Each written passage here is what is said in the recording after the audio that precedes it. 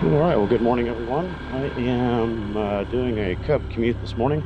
I hope my camera angle is okay because I have not had a chance to check it. And I've also got the Fusion 360 in a backpack on a pole. Do a little 360 recording here.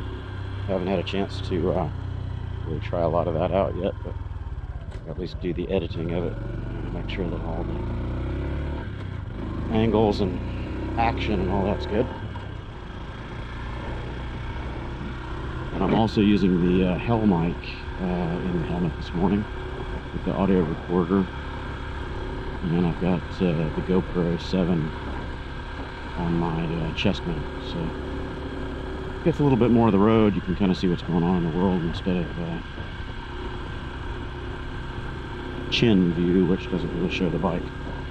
Of course, this way you don't get to see my point of view, you know, helmet view, whatever, where I'm looking. But maybe the 360 will catch some of that.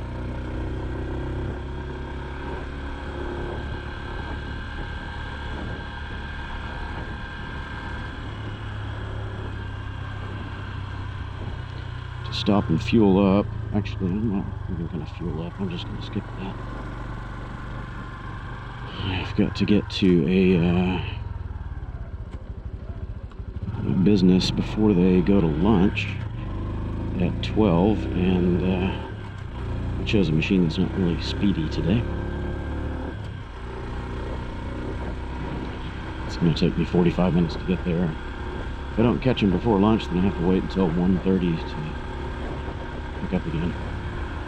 So I'm still trying to catch up with all of my editing and work and everything else. It's just been a whirlwind of chaos, and I'm trying to muddle through it as best I can. My vacation that didn't happen, and then my emergency trip to Oklahoma just kind of threw everything out of whack. I was out of pocket for the better part of a week and a half, so a lot of work stacked up, and certainly haven't been able to do any video editing, but I finally caught up on sleep a little bit, which I'm getting from a normal 5 hours of sleep again tonight. So I'm back into the editing game and trying to get some of the videos up on YouTube and try to get some chronology back on the things a little bit. So today is going to be a parts run to pick up a couple more laptops for a customer and deliver them down to Sugar Land and try to get some work done before the day is over. So I think it's a little bit late in the day because I keep taking phone calls this morning, just one after another after another after another. Can't seem to get out of the house.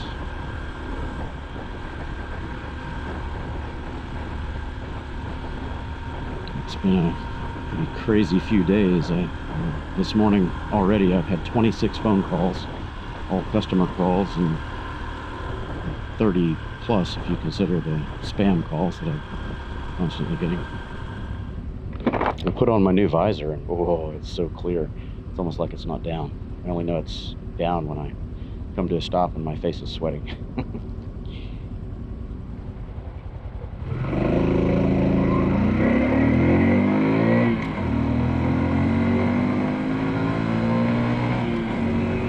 So there's pretty much a full acceleration test, full throttle, wide open, running at almost a red line. There's 50, it's not too bad.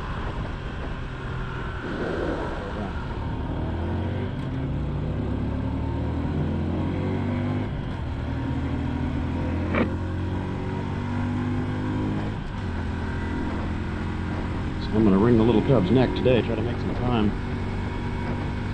One of my viewers had requested if I could post the speedometer a little bit more on the Cub in traffic, so you could get kind of a feel for how it's doing, you know, relative to other cars. So I'll try to post this video with the speedometer attached to it, the overlay. Oh, my fresh, clean visor just got a big bug splat right in the eyeball. Yeah, so back to the Cub, you know, in traffic. I normally ride pretty conservatively, unless I'm in a hurry or if I'm on one of my faster beasts, then I might twist the wrist a little more. With the Cub in particular, I ride it fairly conservatively because it's not a fast bike. We're asking it to do something that it's not really going to be able to do, not designed to do. So I just take it easy. But if you bring it out, it would be just like a Grom, I would think. I haven't ridden a Grom in traffic for any length of time. I've ridden it a few times, just not on a daily basis. So I would say that it's probably equivalent to a Grom in acceleration and whatnot. Maybe a little bit slower, actually, because of the gearing. It feels a little bit more lethargic, but not overly so. Okay, so here's another full acceleration run.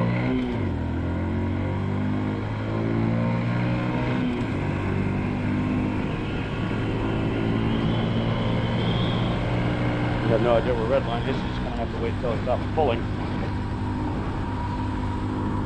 Yeah, it's 50, not great. Of course, the car wants to race.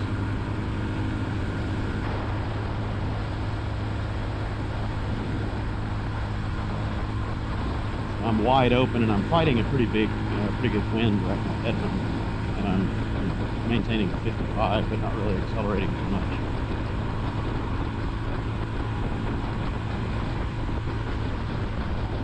Pretty good breeze this morning, probably 15 miles an hour. On that section of the highway, it's kind of coming this way, but up here on the flag, it looks like it's going the other way. I can definitely feel it coming from this side, though.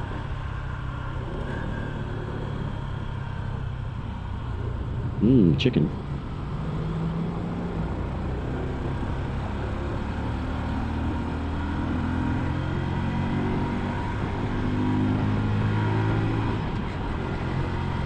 So the Cub is certainly not going to out-accelerate traffic. You're not going to outrun a determined motorist, you know, that's stepping on it. But it'll keep up with traffic if you press it into that duty. Just bring the throttle up a little bit, it'll go.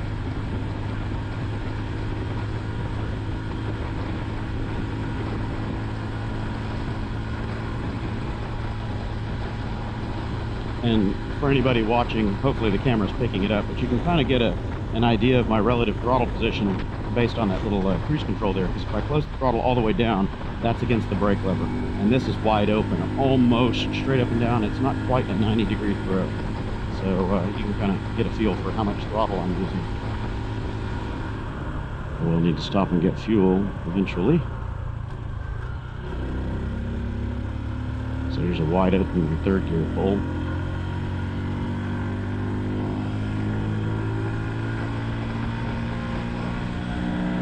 Feels like about red line there, about 50. Probably still had a little bit to go, but it wasn't pulling strong anymore. And of course, this is with factory gearing, factory sprocket ratios and all that. I plan on doing a +1 on the front. I might mess with the rear eventually, but a +1 on the front, usually you don't have to change out your chain length or anything like that, and it'll make about a 550 RPM difference in top gear for the same speed. Lower the RPM a little bit, so it'll change the shift points and kind of, you know, the cruising speed of it. Like right now I'm doing 55. It'll be a little less buzzy at the same speed. It'll drop 500 RPM.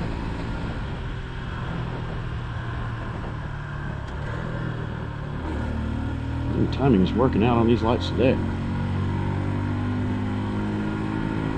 Again, third gear, wide open.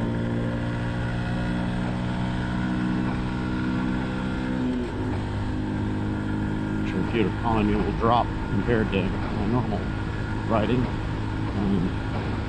Wringing its neck today. Hey, I don't know if you guys can see it in the 360 camera, but they got an Apache there.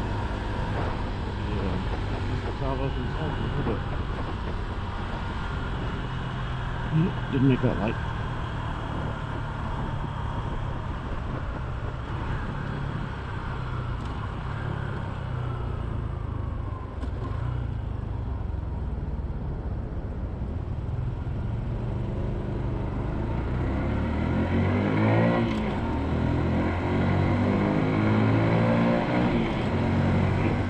so that was wide open. Second. So, moving along a pretty good clip here.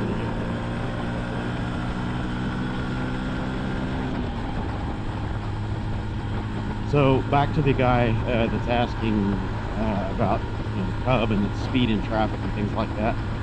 He was mentioning that this is going to be his first bike, and that's always kind of a high pressure purchase because you want to make sure you get a bike that you're not going to outgrow. You know, my gut reaction is probably the Cub is a great first bike, but not for somebody that needs to do extended commutes or high speed or anything like that. You're going to run out of steam, and probably should look at maybe a 250 or 300 series bike, 300 class bike I should say, just because you got more headroom and a little more to grow into. But if you're just going to be doing mostly in-town jaunts, and most of your work is going to be surface streets, then yeah, the Cub's great. You just don't want to depend on it for high-speed traffic or, you know, freeway work or anything like that. It's just not really what it's made to do. It doesn't have quite enough steam for that. I'm going to try something here. There we go. I don't know if that's showing up when I try to get the camera in there. Whoops.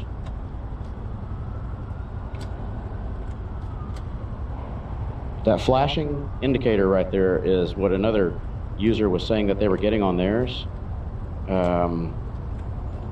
That happens when you try to sit still and change the gears all the way down. So that's why I downshift this bike, contrary to what most people are saying. You know, you're not supposed to downshift these centrifugal clutch bikes. That's hogwash. You always need to downshift to kind of keep the transmission in the right range with the motor in case you need to accelerate. It's one of the cardinal rules of riding a bike in heavy traffic. You always need to be ready to accelerate and get out of the way if possible.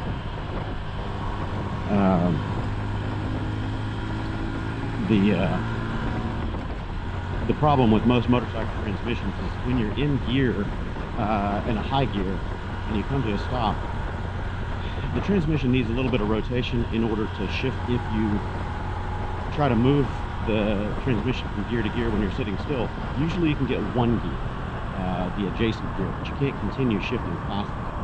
So it takes a little bit of motion to do it. So what you can do is, you know, rev the motor up or kind of rock the bike back and forth, just move around a little bit, and that'll free up the splines to engage the next set. But again, you can kind of bypass the whole problem if you just downshift as you're still rolling. If you try to do it sitting still, you're just asking for trouble. Some of my bikes don't mind it, most don't like it.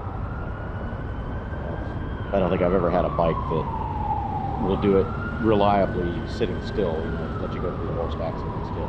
You have to have some kind of motion on the output shaft for it to align the splines and the gears. That's that. Just getting that little flashing 2-line indicator for your gear indicator and you can't move or whatever, then don't sit still and try to change all the way down from 4th to 1. Stab them all the way down when you're barely rolling right before you put your feet in.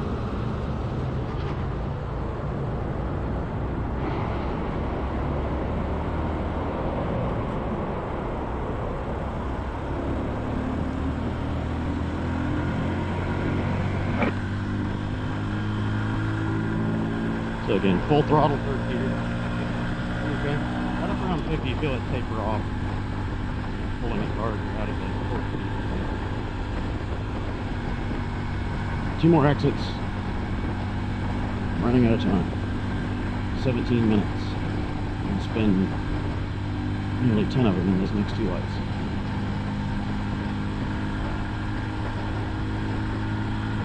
So on the highway, 55. And maybe I can do a top speed run. I'm on a downhill here, so that's cheating, but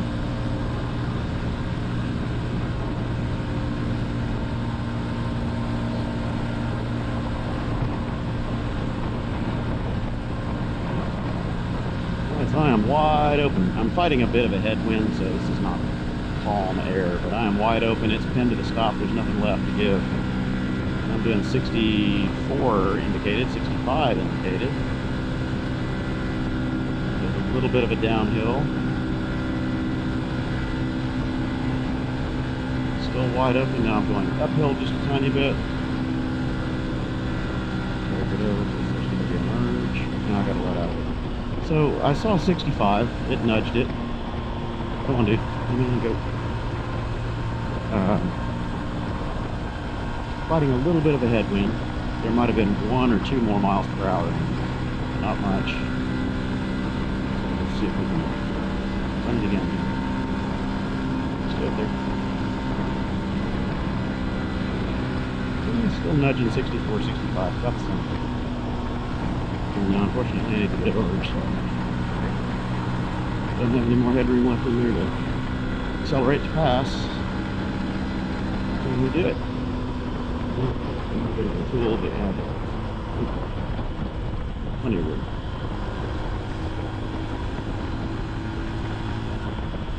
So that little on and off right there just saved me at least 7 minutes of my life, probably a lot more.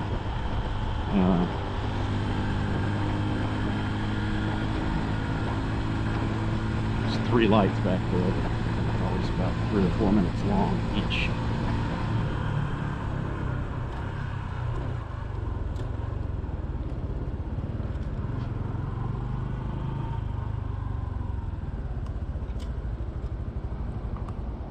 Okay, made it with 8 minutes to spare. Lucky, lucky.